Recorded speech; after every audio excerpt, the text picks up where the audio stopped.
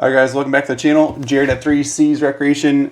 Just got to the shop here this morning. It is Friday, and Beta at 4:20 this morning released the new race models. They're changing the name to Race, not Race Edition. Every year or two they do something funny and it confuses the consumer, so that's what they're doing again this year. So this is now the 2025 RR Race lineup. I don't know. I'm not going to sugarcoat it anymore. I used to try to put everything in a super positive light and just totally promote the brand, but I think I need to be more honest with you guys. We're going to do one shot on this video. Not going to do multiple retakes on it. So one and done. Just read through it. Beta is now giving us a dealer videos. It's kind of cool. The president of Beta is now sitting down. He's taking the time to explain things better than just like the Italian paragraphs that we got to read. So it was kind of cool. Thanks to Tim for putting that little video together because it helps. Not gonna lie, I'm extremely disappointed. I was hoping for different than this. There's really not a lot that's changed this year. My dream for the race model is to actually have more of I don't want to like the RX, which is the pure moto, but I would love that version in the off-road to be our race model for the woods. We didn't get it. Pretty much just got a bunch of refinements on the current race edition lineup. So 2024 race editions got refined, and the price went up. So it's okay. So let's start here. So the press release is pretty decently long. And so again, they changed the name on it because keep in mind they came out with a new RRX Pro lineup this year.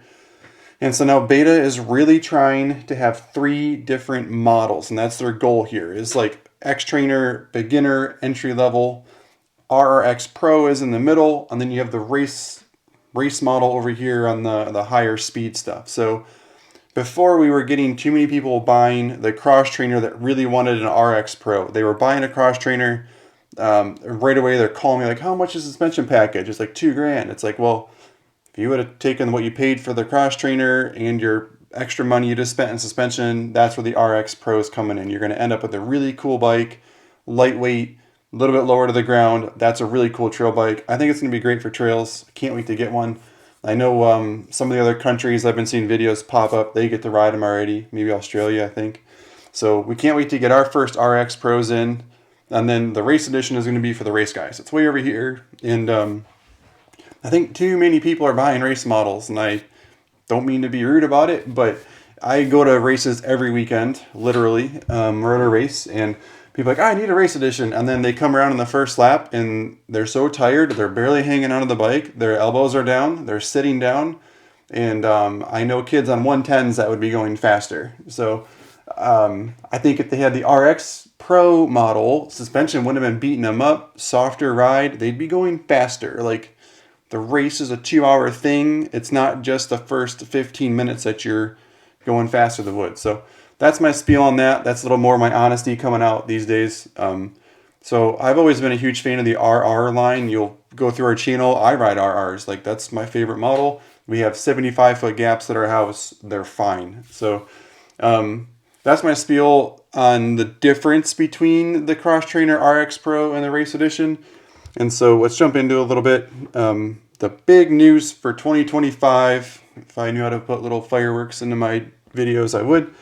New machine foot pegs, which is a welcomed sight because I had customers coming in and they were buying the standard RR foot pegs to put back onto the Race Edition. So Race Edition foot pegs up until now weren't good. They would pack with mud, no traction on them. The regular RR foot peg had way more of a bite and it cleared the mud better from all of our experience. So even Bryn, my 450 RX Pro or my 450 RX rider, I gave him stock foot pegs and he's out there running nationals. So a new front Nissan caliper, great. I don't know. That's not really news to me because we've never had braking problems like stopping with the Betas. So new foot pegs, new front caliper, larger rear axle diameter, rear wheel only, larger rear wheel axle. So I am still, I don't know, I'm hoping, my mind right here is going to, I hope I can still share wheels between models. I don't know if the spacers are just bigger. So it's kind of a bummer because since 2012, we've been a dealer that long, I can take any beta wheel and share it with any bike. Like if I have a assortment of wheels back here and like I need a rear wheel, I'm like, I got one, no problem.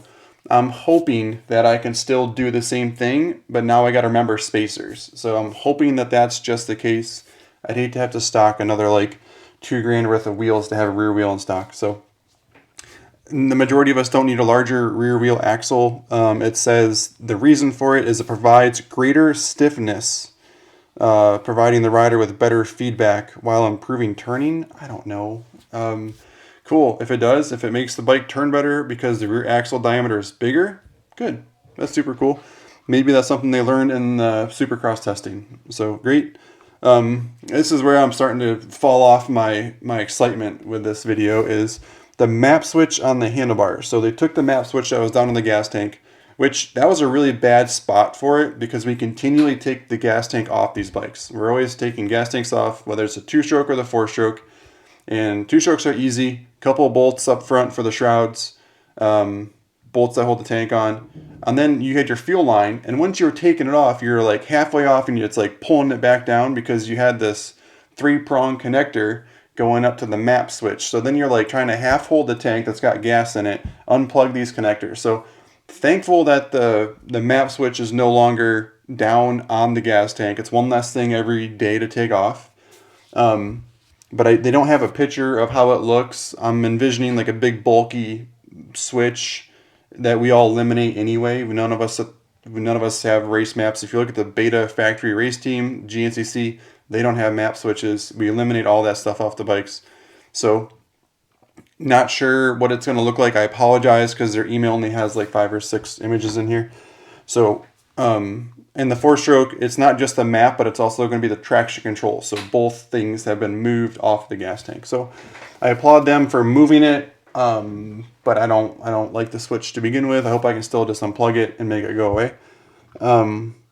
I'm very disappointed that these have the electronic key feature. So if you've watched our channel, I've done videos on the electronic key. It was introduced last year on the beta cross trainer only. It was this magnetic wrist thing, and it has like a little thing and it sets or clips in to this mechanism on the handlebar, and only that one matches. So in a world where you're riding a street, the RRS line, the street legal stuff, that's cool. Like you can like go into the grocery store, no one's gonna push your bike away. That's not the race model. Why is that being added? I hate that actually. So the electronic key is, and I never even installed them on the cross trainers, to be honest with you, because those keys were powered by 2 or 3 AAA batteries that were like up underneath the number plate. If any of those 3 AAA batteries failed, which it's a battery, nothing would happen. The bike won't start. So if your batteries die on the backside of a mountain pass to your magnetic key, your bike shuts off. So way to create a problem where there wasn't one. How about that? So we're not going to install those on the bikes. Electronic keys, we're not going to do it. I'm not interested in it. If you want it, it's going to come in the package with the bike. That's my brutal honesty with it. Bodywork looks cool. That's the next bullet point. So pretty cool. The bodywork, kind of more of like a curve to the front shrouds. Never had a problem with the shrouds in the past. These match the RRX Pro, which we haven't seen personally. So that's the body styling. Great. So that's cool. Engine. So the 252 stroke, this is probably the biggest news for the year. Again, fireworks. The 252 stroke is going to get the new dual spark plug head. So we did really well with the 300 race editions. We always do. It's like the #1 model for us. We never had a problem. Like I never had people. I think like one dude bought spare spark plugs because he thought he should have them, but nobody called me saying I need spark plugs today because my bike failed. So I didn't get to keep one. Like they all sold so fast. I didn't get to do like fuel mileage tests. But Beta still claims they burn cleaner and better, and that's always the goal. We're trying to clean things up so 2-strokes can stick around. People like call me like, "Hey, I want to go back to the one head." I'm like, "Dude, just run it. Just ride your bike." Like, it runs better and it's cleaner. Like, just enjoy it. If you didn't like it, buy a leftover 2023. I don't know. So I think it's cool. Beta's trying to keep the two strokes in the dirt. Keep that in mind. It's like two strokes are 85% of my sale. We all know the Beta four strokes aren't doing good. Just the fact of it. We are 100% a two-stroke family. Everybody here at the shop rides two strokes. Huge fans of the Beta two-stroke lineup. So that's news. They're going to get the dual spark plug on the 250s. 125, we love 125s. I have one, Braxton has one, Lex has one, and I've got 3 spare ones. So, huge fan of the Beta 125. It did get a new piston, a new cylinder head this year. Pretty cool. So, I don't know. So, I always stock leftover 125s because it's really hard to get a parent to spend $89.99 on a 125 two-stroke when the Yamaha is like 67. It just is. So I am way more competitive when I bring in leftovers. So I'm always a model year behind on 125s because 125s are the parents buying the bike for their kid. Maybe it's their first bike or first real bike. And it can't be expensive. Like, the parents don't care if it has the newest, greatest, latest piston. They just don't. Like, they want the kid to have a new bike because it's cool and their friends have new bikes. But they don't care if it has the new piston design. So I'm always a model year behind, and in fact there are really good deals right now on the 24s. In fact, there should be a couple of them landing here in the next couple days. So I know this video is going to age and you're going to go, well, are those deals still available? Probably not, as you're watching this video in like 3 months. But as of right now, when I'm releasing this video, Beta is doing really good, really big discounts on their remaining 24 models. So I do my best to bring in as many as I can. That way I can take care of the kids throughout the year. As you know, watching our channel's huge and getting kids involved in the sport. It's what I love to do. So this brings us to the next bullet point, which is the RR Race 4-stroke motor is getting some updates. So all new engine cases, so no more can you add a kickstart kit to it. I'm probably okay with that. Like, we never did a ton of 4-stroke kickstart kits, maybe 2 a year. And truthfully, if your battery dies on a Beta 4-stroke, which is true with any fuel-injected bike, it won't start regardless. So if you're in the backside of a mountain pass and your battery is dead, you're done. You're not going to kickstart it anyway. It's not going to start. Just the nature of it, nature of the way the system works. So kickstart kit only really worked if your starter failed or wiring failed, solenoid failed. That's when the kickstart kit would get you out of the woods. None of the other 4-strokes have it. I'm just not a huge fan of the 4-strokes right now. Sorry, like, I hate saying that, but because I bleed Beta, obviously, but I just need them to work on them a little bit. So I'm okay with the 4-stroke getting the cases changed. Other than that, the standard the standard features are going to be the KYB stuff, front and rear. It's closed cartridge. It's super stiff. So unless you're slamming bumps at, like, I don't know, Supercross speed, I don't think you need a race edition model. Again, me being brutally honest in this video, I'm done trying to, like, I've never tried to sell people the wrong bike. If you came in the showroom, I'm always pushing you toward what I think you need to be on, just the way we are, and that's why we sell so many bikes. Quick release front axle pull, that's been standard since the race model came out. Reinforced handguards, they're the cheap plastic ones. They look good in the showroom. They give you zero impact help, though. They're more of like a rock deflector, not a bark buster. Obviously, it's not a wraparound, but it's a cool appeal in the showroom. My kids literally put them on all the pit bikes, so they turn into pit bike handguards. Softer seat. I don't know. I don't believe it until I see it. Every year, the bullet point is a softer seat. They tried to do better last year, and they did. It was definitely better, but people still were buying aftermarket seats.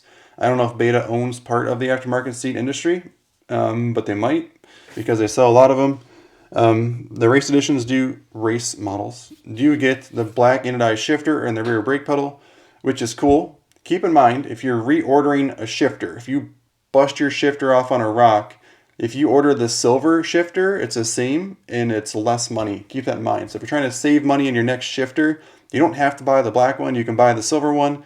Same goes with the rear foot brake. You can buy the silver instead of the black. It's like $15 less. So it saves you money buying the silver stuff. And then the gearbox oil filter caps and the engine oil filter cap are still anodized. They're still billet red. Yay. Not a big deal. On the chain tensioner blocks in red. So, and then the pricing went up on everything except the race 125s. And the 200 race edition, all of them went up $300. So, so that's, wait, maybe it went up more. So the 2024, wow, check this out. 2024 200 race edition was $97.99, and now it's going to $10,299. Is that 500? I think it went up $500.